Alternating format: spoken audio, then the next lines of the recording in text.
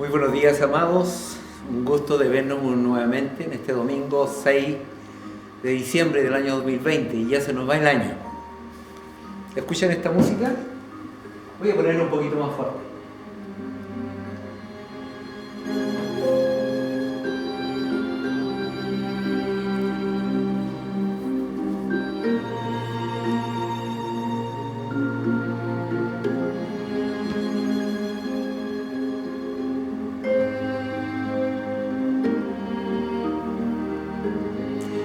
Navidad. Navidad.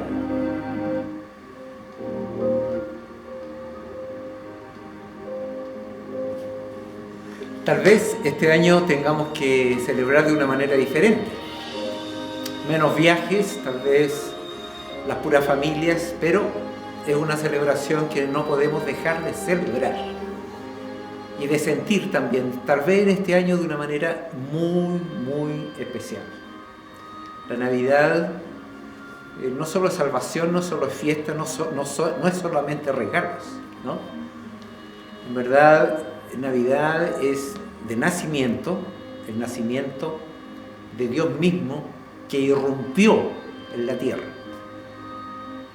y nos trajo lo que nosotros llamamos evangelio. Y evangelio significa buenas noticias. Y las buenas noticias traen alegría. Eso es lo que es Jesús. Eso es lo que celebramos. En verdad, cada día uno le da gracias a Dios por la salvación a través de Jesús. Pero es la única opción que tiene el hombre para reconciliarse con Dios y tener la vida que Dios diseñó en su origen, para ti y también para mí.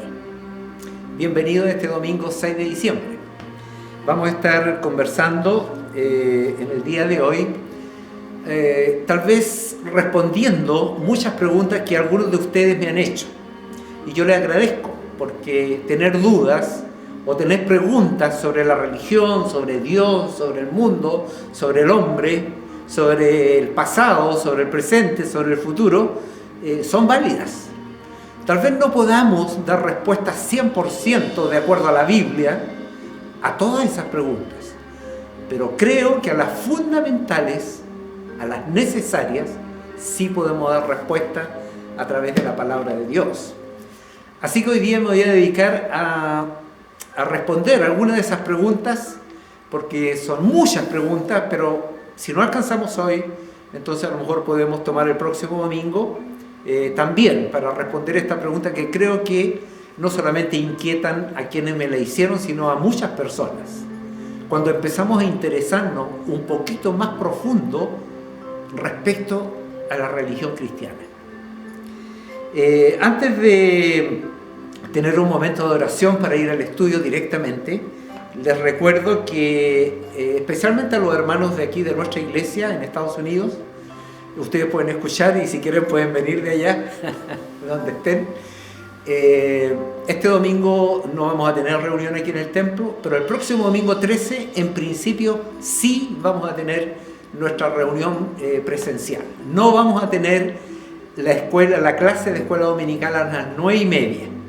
Esa no la vamos a tener por el resto del mes de diciembre. Pero sí vamos a tener el próximo domingo entonces nuestro servicio. Esa es una noticia. La segunda noticia o aviso es que voy a poner otro video después del mensaje, o antes, no estoy seguro, como lo hice el domingo pasado, que es un testimonio de misioneros que nosotros tenemos alrededor del mundo y que una vez al año recogemos una ofrenda especial, hacemos un esfuerzo especial para esta ofrenda que, como les dije el domingo pasado, se llama Lottie Moon, en recordación a una hermana que dedicó toda su vida a las misiones del mundo. Y cuando hablo de misiones me estoy refiriendo a gente que intencionalmente, voluntariamente y por un llamado de Dios va a otros lugares. Hoy, especialmente a lugares muy difíciles, peligrosos incluso, pero donde ellos van a servir a la gente, no solo en el aspecto espiritual, sino en todos los aspectos de su vida. Así es que esa es la ofrenda que vamos a recoger ahora en el mes de diciembre. Hay un video muy bonito que ustedes lo pueden ver de 5 minutos. Y quisiera hacer solamente un alcance respecto al mensaje del domingo pasado. El domingo pasado el mensaje que tuvimos era bendecidos para bendecir. Y la referencia que hacíamos era a la mayordomía que tenemos como responsabilidad los hijos de Dios, que Dios nos ha dejado para administrar el mundo, para administrar nuestra propia vida. Y partíamos de la premisa de que todo lo que hay, incluso nuestra propia vida, es de Dios, como dice su palabra. Los cielos y la tierra son de Dios, y también todo lo que en ella hay. Eso lo dice el Salmo número 8, y hay otros más, ¿no? Entonces, quisiera precisar algunos puntos, ya que el domingo pasado estuvimos hablando específicamente de aquello que nosotros normalmente aportamos para el reino de Dios, para la iglesia, para el cuerpo de Cristo, ¿no? No para el pastor. No, yo no me lleno los bolsillos, a mí me pagan un salario que sale de lo que ustedes dan, ¿no? Y así con los otros pastores de nuestra iglesia. Y si quieren saber un poquito más o no saben de qué estoy hablando, escuchen el mensaje del domingo pasado. Así que en primer lugar, quiero decirles que lo que les compartí está en la Biblia. Y como tal, entonces, yo en la medida que pueda lo enseñaré y lo predicaré, ¿no? Yo sé que a veces esto puede resultar incómodo. Normalmente, y con mejor razón para los hispanos, cuando nos dicen dar, nos asustamos. ¿Cierto? Pero cuando decimos vengan a buscar, nos alegramos. Entonces, lo que hicimos el domingo pasado en parte fue dar esta perspectiva cristiana de lo que significa dar. Tal vez volvamos en alguna otra oportunidad a ver otros aspectos de lo que es la mayordomía cristiana. Es un tema muy importante dentro de la Biblia. En el fondo es cómo vivimos la vida cristiana en todos sus aspectos. Así es que lo que hice, lo que dije el domingo pasado, lo hice, mis amados, con todo mi amor, porque para mí ha sido una bendición y yo quiero que tú también disfrutes de la bendición de Dios siendo fiel al Señor. Así es que, como dijo el mismo Jesús ahí en Marcos 4:23, el que tenga oídos para oír, que oiga. Y con esto cerramos la referencia que yo hacía el domingo pasado. Vamos a orar ahora para presentar este tiempo, especialmente de la palabra de Dios que vamos a ver ahora. Y en verdad debemos orar especialmente por todo el mundo, ¿no? Estamos viviendo, especialmente los cristianos, un hostigamiento sobre todo lo que significan nuestros valores y creencias, incluso aquí en Estados Unidos. Y en algunas otras partes también, en Latinoamérica, en Colombia, por ejemplo, también, ¿no? Bueno, no voy a entrar en detalles, pero en muchos países y también en otras partes del mundo. Así es que vamos a orar también por eso. Vemos en el mundo una pérdida de autoridad y de orden, en todos los niveles, a nivel de gobierno, a nivel de instituciones e incluso a nivel de la familia. Así que hay un incremento incluso en la persecución a los cristianos. Ahora, en el día de hoy, 6 de diciembre del 2020, oremos también, ¿no?, por lo que está sucediendo en todo el mundo y que de alguna manera, si no nos ha afectado hasta ahora, estoy seguro que nos puede afectar.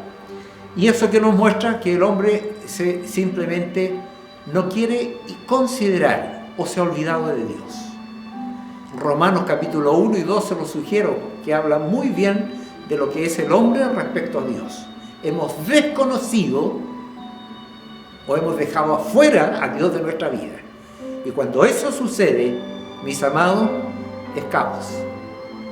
Y de alguna manera tal vez esto está en concordancia también con los hechos que el mismo Jesús indicó, que en los últimos tiempos, vale decir, cuando Jesús vuelva en su segunda venida, el mundo va a estar verdaderamente en una gran turbulencia en todos los aspectos.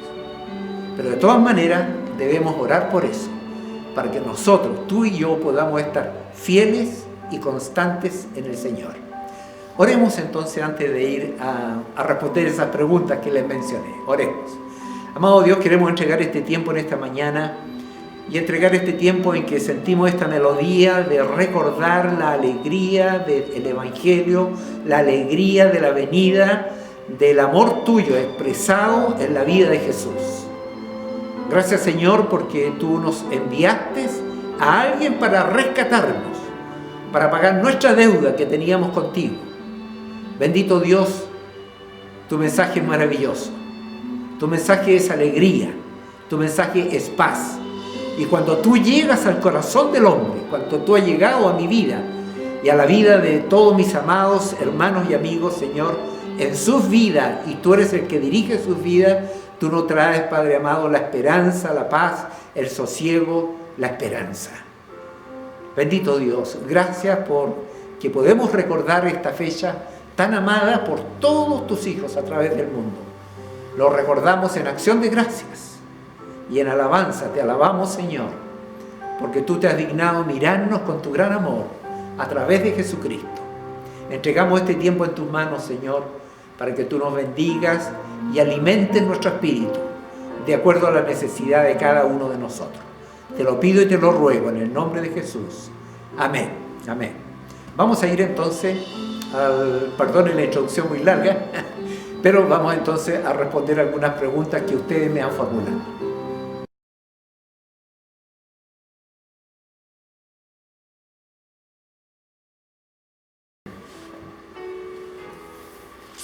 Muy bien, amados, vamos a ir entonces a lo que le había prometido.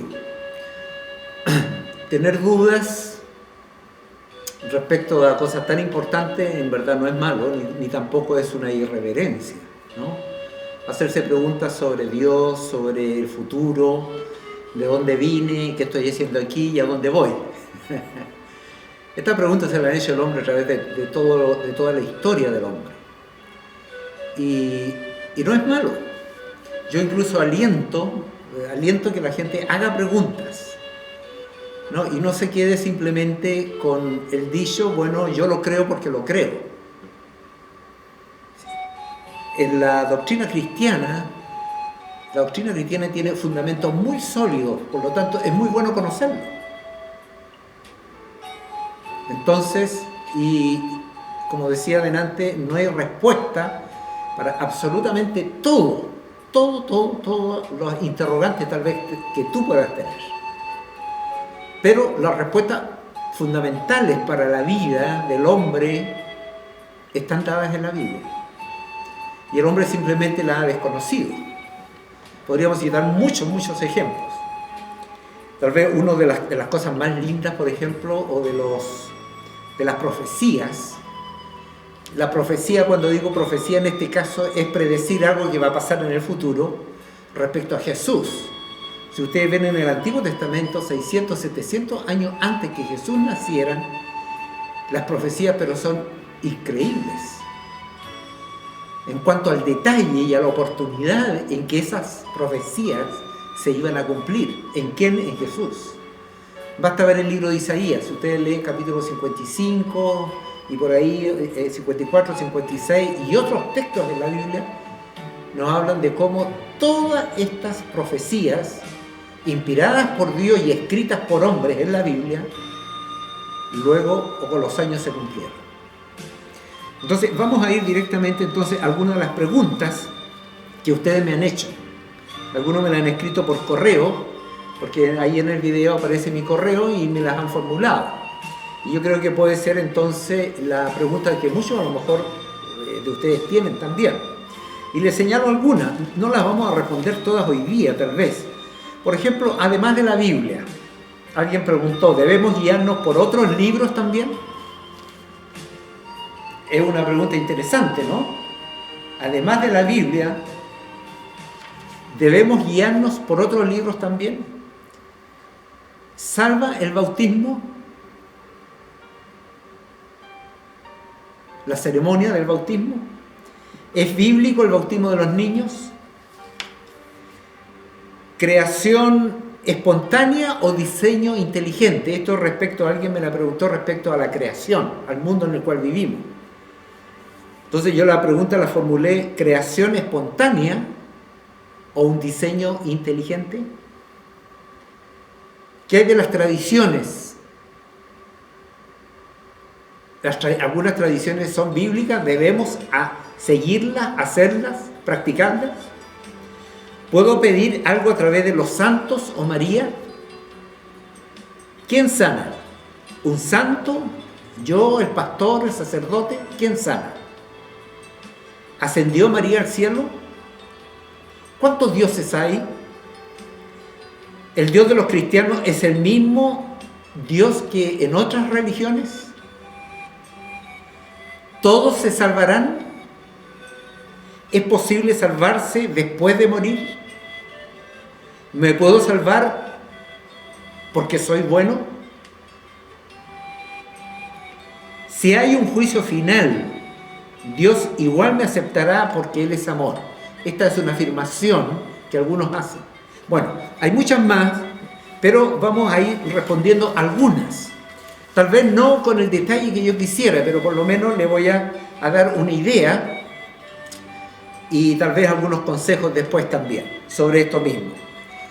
Y vamos a empezar con la que señalé en el primer lugar. Dice, además de la Biblia, ¿debemos guiarnos por otros libros también?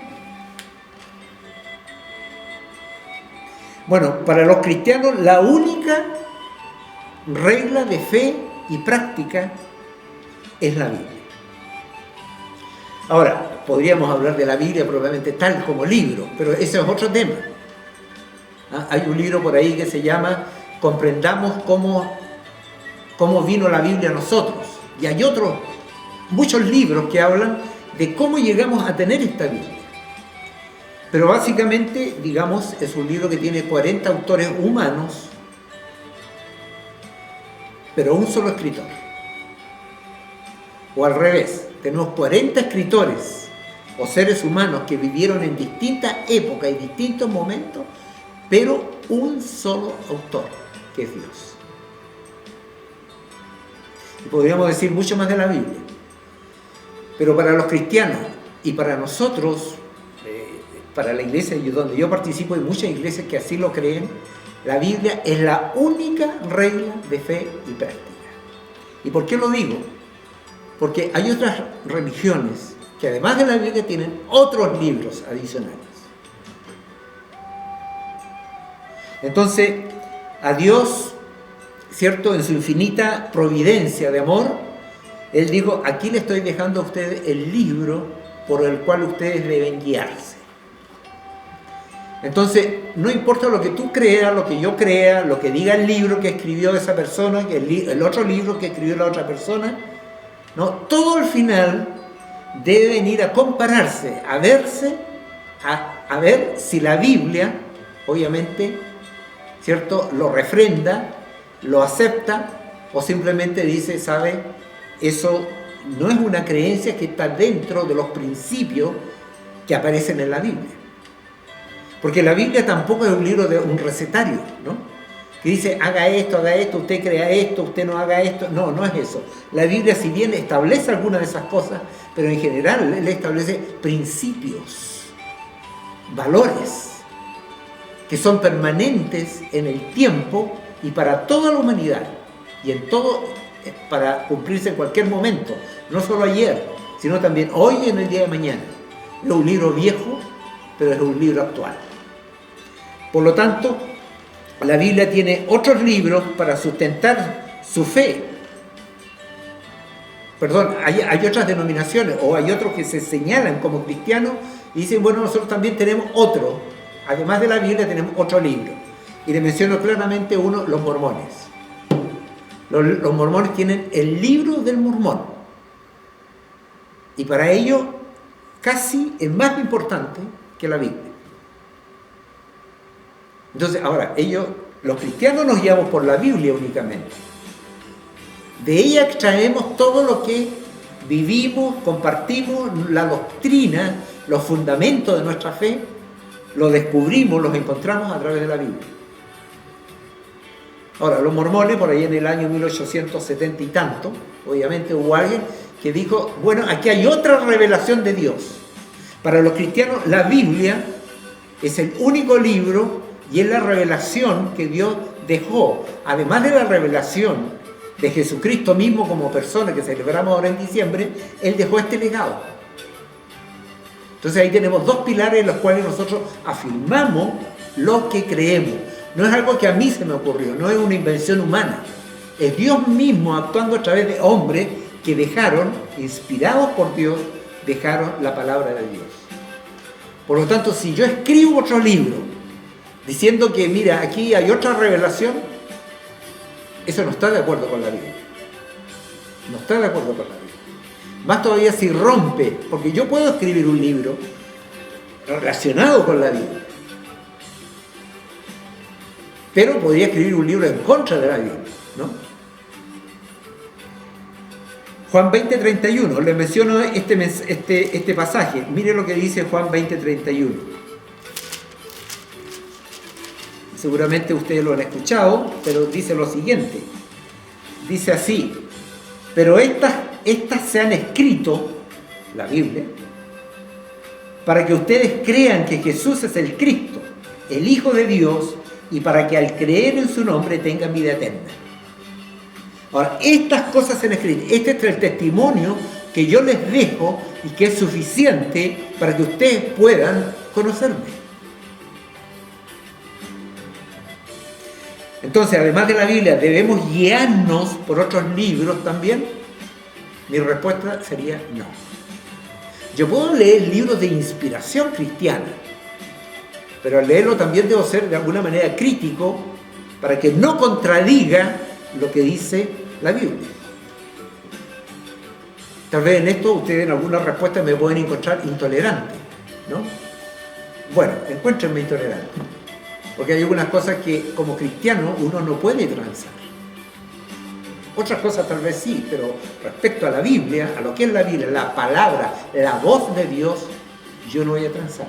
En ella encuentro la verdad que Dios quiso revelar. Por ejemplo, Dios ya se reveló y lo que reveló es suficiente entonces para conocerle y reconciliarnos con Él. También le leo aquí en Juan capítulo 5, versículo 39. 5:39. El próximo domingo seguramente le voy a poner todas estas citas ahí también para que ustedes las puedan leer en su casa. Juan 5:39, ¿qué dice? Juan 5:39. Ustedes, dice, estudian con diligencia las Escrituras porque piensan que en ellas haya la vida eterna. Y son ellas las que dan testimonio en mi favor. Aquí está hablando Jesús. Ustedes estudian la Biblia, dice, ¿cierto? Porque piensan que en ella haya la vida eterna. Y Jesús le dice, bueno, eso es cierto. ¿Por qué es cierto? Porque hablan de mí. Y yo soy vida, el que cree en mí tiene vida eterna. ¿Se fijan? Mateo 24:35.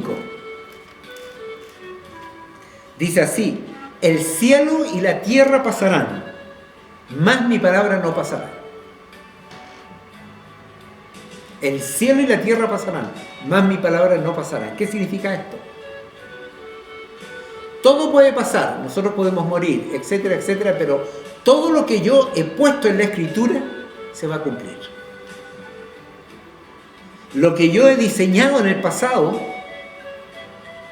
no pasará, se va a cumplir. Las promesas que hay en la Biblia se van a cumplir. La oferta de Dios que está haciendo de salvación se está cumpliendo. Cuando alguien acepta a Cristo como su salvador personal, de alguna manera el deseo de Dios se está cumpliendo. La palabra de Dios se está cumpliendo. La palabra de Dios se cumple a través de nosotros. Pero dice que todo lo que Dios ha establecido en su palabra, más mi palabra, dice, el cielo y la tierra pasarán, más mi palabra no pasará. Mi palabra en el fondo dice, Dios, Jesús, se va a cumplir. Muy bien, veamos otra pregunta, ¿no? ¿Salva el bautismo? Y la respuesta sencillamente es no, para nosotros, ¿no? Ahora, ¿por qué? Porque según descubrimos nosotros en la Biblia, es simplemente el bautismo es un símbolo, es una expresión externa, como testimonio de la transformación hecha por Dios a través de Jesús en nuestra vida. Vale decir, cuando yo entrego mi vida a Dios y le digo, Dios, aquí está mi vida, Él viene a vivir en mi vida a través, con la presencia de Dios mismo, que es lo que nosotros llamamos Espíritu Santo. Otro día vamos a hablar del Espíritu Santo, que es un tema muy bonito en la Biblia, pero es algo real. Es Dios mismo. No lo vemos, pero lo sentimos en nuestra vida y Él nos guía. Como era la promesa de Jesús de lo que el Espíritu Santo iba a hacer cuando Él ascendiera al cielo. El bautismo es una ordenanza para quienes hemos puesto nuestra fe en Jesús. Pero es algo que ya yo he recibido. Yo he recibido la salvación a través de ¿qué? De Cristo. Vale decir, en el fondo no es un rito, no es algo lo que me salva. Es alguien, el Hijo de Dios, Jesús. Entonces, no confundamos. Ahora, el rito es hermoso, ¿por qué? Porque es un acto de obediencia en que yo le digo públicamente a la iglesia donde yo participe, ahora yo soy un seguidor de Jesús. Soy un discípulo de Jesús, yo voy a seguir a Jesús. Y el bautismo, como nosotros lo practicamos, ¿cierto? Que es sumergir a la persona en el agua y levantarla, está diciendo, yo como discípulo de Cristo me asemejo a lo que le sucedió a Jesús. Vale decir, Él estuvo vivo, murió y resucitó para vida eterna. ¿Recuerda cuando Jesús resucitó? Jesús no va a volver a morir, nunca más. Bueno, cuando nosotros nos levantamos, ¿cierto? De alguna manera estamos simbolizando también que hemos muerto a la antigua vida, hemos muerto al pecado y ahora al salir del agua estamos representando la resurrección, vale decir que tenemos vida eterna también, aun cuando vayamos a morir, pero nuestra alma no va a morir, ninguna alma va a morir. Unos van al cielo y otros van a ir al infierno, como lo vamos a ver en una pregunta más adelante. Entonces, tal vez el resumen es esto. Es una ordenanza de Jesús y que Él mismo la cumplió. Él también fue bautizado. Pero el bautismo simplemente es un acto de compromiso y sobre todo un acto de obediencia. Así como lo hizo Jesús, yo también lo hago, representando, ¿cierto?, lo que ya ha sucedido en mi interior. Ahora, el bautismo es algo emocionante, obviamente, ¿no? La ceremonia misma, pero no nos infunde, o tal vez sí, digamos, pero no nos infunde un poder especial, nos infunde tal vez un sentimiento de pertenencia al cuerpo de Cristo. Eso es el bautismo.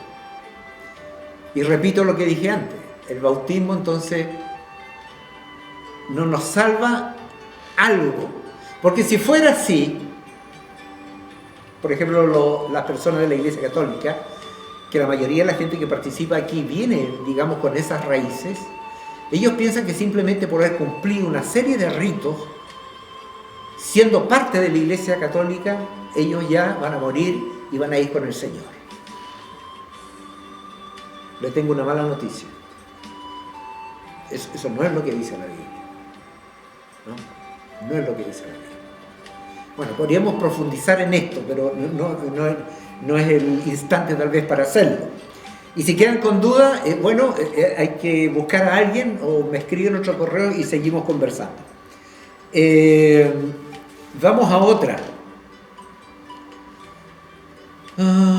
Tradiciones versus verdad de la Biblia.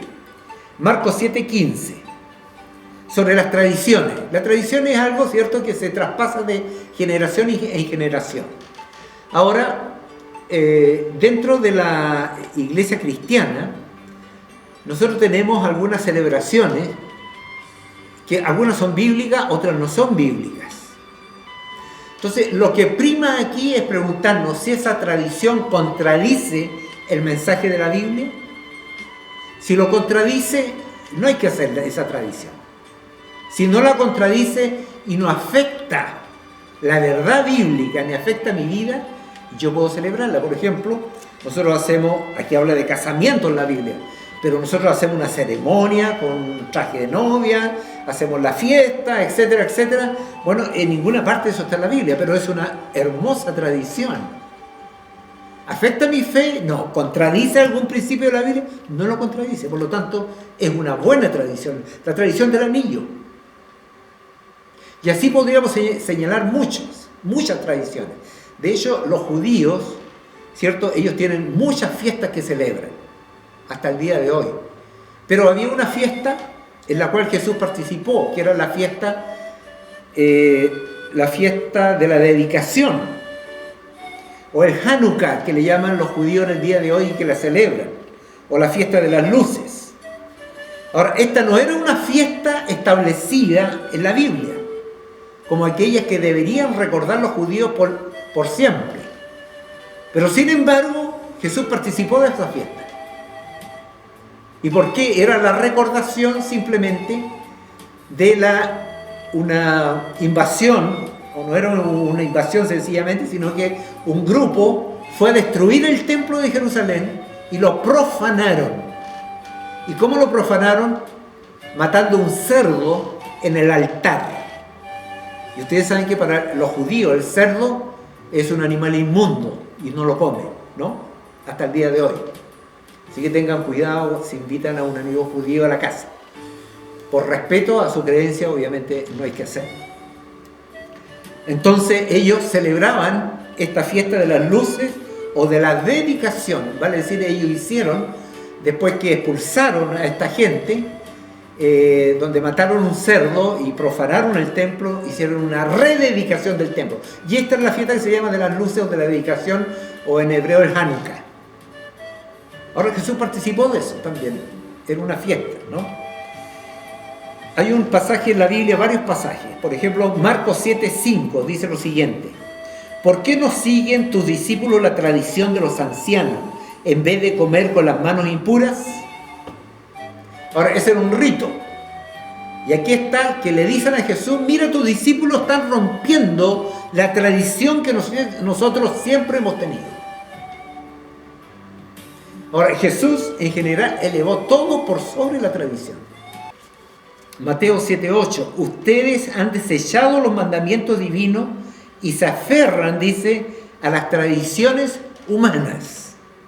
El peligro a veces que tenemos con las tradiciones, vale decir que no, incluso que están fuera de la Biblia, es que pueden desviar el verdadero foco de Dios o de Cristo en nuestra vida. Entonces le podemos dar más importancia en sí a la propia tradición que al espíritu. Y ustedes recuerdan, por ejemplo, cuando los discípulos también, Jesús les llamó la atención y les dijo: mire, si su asno cae en un hoyo en un día de reposo. El día de reposo era el séptimo día para los judíos, que lo guardaban, y ellos tenían un montón de reglas para cumplir ese día, que lo dedicaban a la meditación, pero no podían hacer ningún esfuerzo. Tenían un límite incluso para tomar algo, no tenían que tener mucho peso, ¿no? Porque si no significaba esfuerzo y trabajo, y ellos debían descansar ese día. Pero eso lo llevaban justamente hasta el extremo. Y Jesús le dijo, ¿no? Le dijo, si a ustedes se le cae su animal en un hoyo, ¿lo van a dejar hasta el día siguiente para sacarlo? Y ahí él les dice: mire, yo soy el Señor del día de reposo. No el día de reposo es Señor mío. Vale decir, yo vengo a imponer una nueva regla por sobre la regla estricta que ustedes tienen. Vale decir, si yo tengo que atender una necesidad de un hermano un día de reposo, ¿voy a dejarlo para el día siguiente? Entonces Jesús le vino a infundir una nueva dimensión a esta legalidad que tenían los judíos y también algunos grupos religiosos de la época, como los fariseos, los maestros de la ley, incluso los saduceos. Es que ellos se aferraban, pero estrictamente, se aferraban ¿a qué? A cumplir con la ley y con todos los reglamentos que ellos tenían sobre esa enseñanza. Entonces a ellos les impedía ver a veces la necesidad de un ser humano por cumplir simplemente un rito y una regla. Mateo 7:13, así dice: por la tradición que se transmiten entre ustedes anulan, dice la palabra de Dios. Estas son palabras de Jesús. Así que cuidado con las tradiciones, aquello que no está en la Biblia. De hecho, hay algunas corrientes cristianas, obviamente, que sus creencias, gran parte son tradiciones, que no están en la Biblia, que se fueron acumulando a través del tiempo, pero que no las encontramos como una enseñanza en la Biblia. Y ellos las han asimilado, las han equiparado al mismo nivel de la Biblia. Y eso yo creo que a Dios, ¿cierto?, no le agrada. La palabra de Dios es nuestra única regla de fe y de práctica. Por lo tanto, si hay una tradición, por muy bonita que sea, yo no la puedo asimilar tampoco, ¿cierto? A decir, bueno, esto es parte de la doctrina, o de lo que yo creo, o lo que yo debo creer para ser salvo. Entonces, cuidado con las enseñanzas, los ritos o las tradiciones que tú y yo practicamos, porque todos de alguna manera podemos correr el riesgo de hacerlo, pero hay algunos que obviamente ponen su énfasis en algunas tradiciones que no encontramos en la Biblia. Les menciono una para hacer un ejemplo. Por ejemplo, aquí nosotros no tenemos el bautismo de los niños, pero sin embargo los católicos sí lo tienen, y ellos por supuesto tienen sus referencias, sus argumentos, etcétera, históricos, pero en la Biblia no encontramos ningún bautismo de niños, ni tampoco ninguna referencia a que así deba hacerse. Ahora, hay razones de tipo político-económico a veces que se fueron fijando a través del tiempo estas tradiciones, pero que no están en la Biblia. Y eso es algo que cada uno de nosotros debe tenerlo claro. Bueno, y preguntar por qué, ¿no? ¿Por qué está ese rito, esa enseñanza o esa tradición que incluso es equiparada al mismo nivel de la Biblia? Y hay otros más, ¿no? Hay otras cosas más. ¿Cómo discernir cuando una tradición es buena o mala entonces? Frente a una tradición debemos preguntarnos, ¿se pone esta tradición por sobre alguna verdad de la Biblia? Esa es la pregunta que nos debemos hacerla justamente para que pase el test de si es que deberíamos practicarlo o no. El llamado mío es simplemente a que ustedes piensen lo siguiente: todo lo que yo hago, todo lo que yo creo, ¿tiene sentido? Y preguntarnos por eso. ¿Cuál es la razón de por qué yo hago algo? Amados hermanos, hay algunos que por tradición, algunos no dejan nunca de ir a la iglesia, por ejemplo, un día domingo. Y equivocadamente algunos pueden pensar, decir, bueno, yo no le fallé nunca a Dios, siempre fui a la iglesia el día domingo. Por lo tanto, Dios, tú tienes que abrir las puertas de los cielos y recibirme. Uno podría preguntarse, ¿es una condición venir a la iglesia para salvarse? No. Sin embargo, porque soy salvo y soy un hijo de Dios y quiero seguirle, yo vengo a la iglesia. Es al revés, ¿no? Es al revés. Entonces debemos sopesar, obviamente, lo que significan las tradiciones. ¿Cuántos dioses hay? Y yo creo que este va a ser tal vez la última, y el próximo domingo vamos a seguir con otras. ¿Cuántos dioses hay? Ahora, el hombre en esto ha sido campeón para hacerse dios, ¿no? Y de alguna manera, ¿saben ustedes lo que significa idolatría? Idolatría es todo aquello que ocupa el lugar del Dios verdadero, que para nosotros los cristianos es el Dios de la Biblia, el Dios revelado en Jesús. Todo aquello que ocupa el lugar de Dios en nuestra vida es idolatría. Para ir concluyendo, me estaba refiriendo a cuántos dioses hay. ¿Verdad? Hay un solo Dios. Me refiero al Dios de la Biblia, ¿no? Este Dios revelado, etcétera, etcétera, ¿no? Cuidado con confundirnos, porque a veces la gente dice de una manera muy amorosa, dice, bueno, cada uno tiene su Dios, pero todos son lo mismo. No es tan así. Porque yo le puedo preguntar a un musulmán, por ejemplo, que Alá significa Dios. Pero si yo leo el Corán, son dos cosas muy diferentes del Dios de ellos al Dios mío. El Dios mío, en el cual yo creo, es un Dios revelado. En el Dios que yo creo no hay ninguna revelación.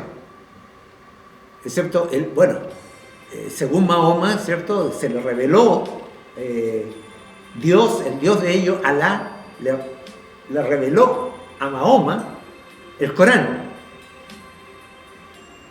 Pero eso es todo. O sea, no hay un Jesús entre medio. Bueno, ellos hablan de Jesús, pero de otra manera. Entonces, cuidado cuando decimos, digamos, que todos los dioses son lo mismo. No son lo mismo. Entonces, aquí fíjense, en Atenas, cuando Pablo va en su segundo viaje, les mencionaba adelante, y dice que ellos, los atenienses, eran muy idólatras. Entonces tenían estatuas en una avenida de distintos dioses. Ustedes saben, en la mitología griega y también durante el Imperio Romano, ellos se crearon sus dioses. Para cada cosa tenían sus dioses. Incluso hasta los mismos emperadores, algunos se hicieron adorar como dioses. Entonces, Pablo dice, ciudadanos atenienses, le dice, observo que ustedes son sumamente religiosos en todo lo que hacen. Al pasar y fijarme en sus lugares sagrados, encontré incluso un altar con esta inscripción: a un Dios desconocido. Vale decir, por si a ellos, ¿cierto?, a los atenienses, se le hubiese escapado algún Dios que no lo hubiesen podido representar, entonces dejaron uno especial, dijeron, a un Dios desconocido. Entonces Pablo nos dijo, bueno, no, ese es el verdadero, este otro es el verdadero. No, yo le vengo a predicar un Dios completamente distinto, que no es un Dios hecho a mano, ¿cierto?, con yeso. Bueno, y ustedes lo pueden leer todo, parte de esta historia ahí en el capítulo 17 del libro de Hechos. Por lo tanto, amados, en esto uno no puede tener dobleza respecto a, bueno, yo creo en Dios, bueno, yo creo en mi Dios. Y uno puede decir, de buena manera, yo creo en mi Dios a mi manera. No, un verdadero hijo de Dios, yo voy a creer en Dios como Él quiere que yo crea en Él. Yo no tengo un Dios que yo pueda manipular, que yo pueda manejar. No, Dios, que es soberano, que es amoroso, Él creó, Él nos dejó establecido sus mandamientos y principios para toda la humanidad. Y uno debe estar dispuesto a someterse. ¿Sabe por qué?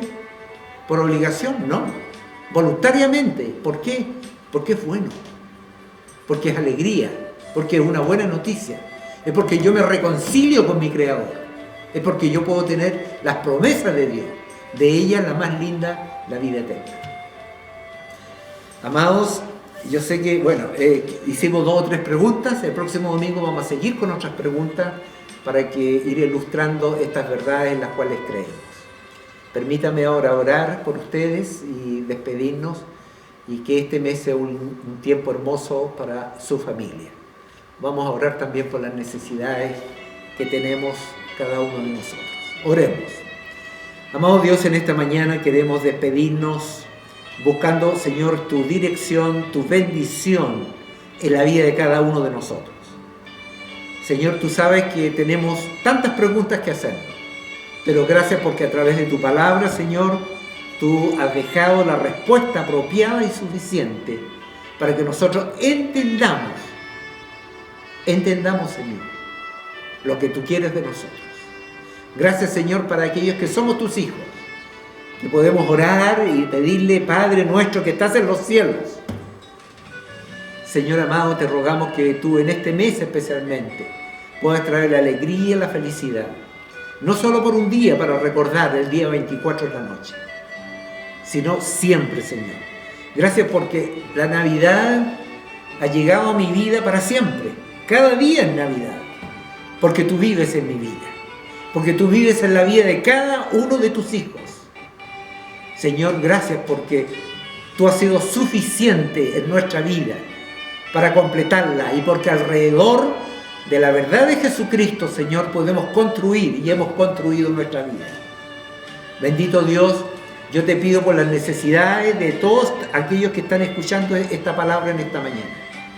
Tú sabes cuáles son las necesidades, tú sabes cuáles son las carencias, tú sabes cuáles son los dolores, tú sabes, Señor, cuáles son las angustias, tú sabes, Señor, cuál es la soledad, cuáles son los sentimientos, tú conoces las lágrimas de aquellos que han llorado durante esta semana por lo que están viviendo. Bendito Dios, yo te pido que tú recojas esas lágrimas y las transformes en baile, como dice tu palabra.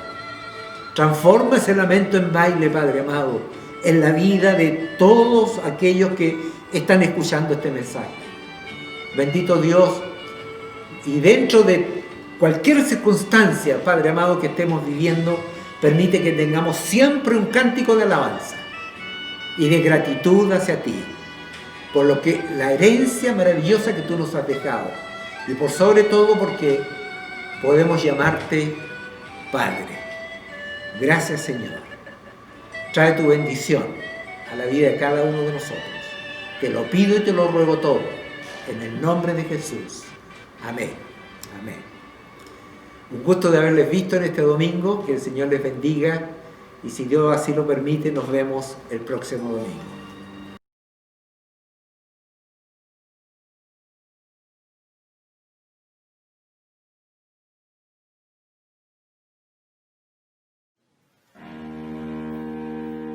¿Cuántos han sido arrestados? ¿Cuántos han tenido piojos?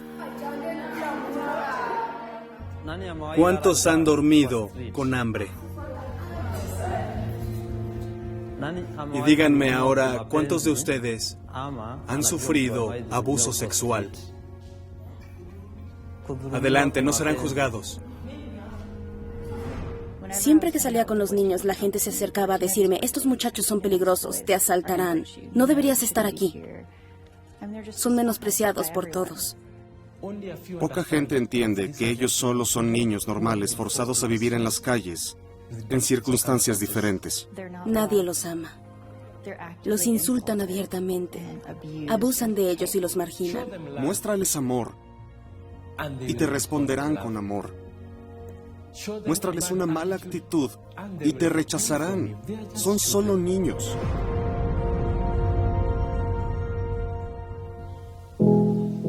En 2009 y 2010 servía como fotógrafa de la Junta de Misiones Internacionales y me enviaron a capturar la historia de una joven que trabajaba con los niños de la calle en Nairobi, Kenia.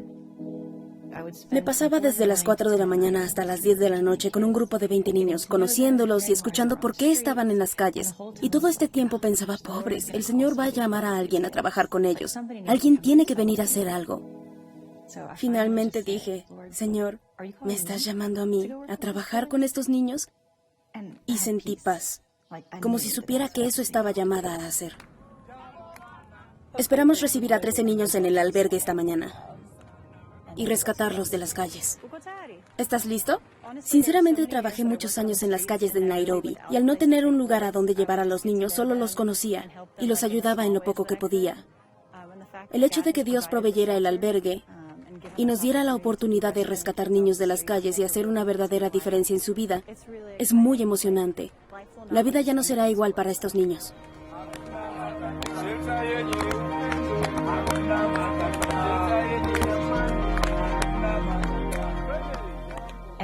En el albergue infantil Naivasha, nuestra misión es rescatarlos de las calles, ayudarlos a rehabilitarse, a dejar las drogas e ir a consejería para trabajar sus traumas. Y aunque vemos que estos niños necesitan alimentación, educación y una cama donde dormir, y es así, necesitan todo eso.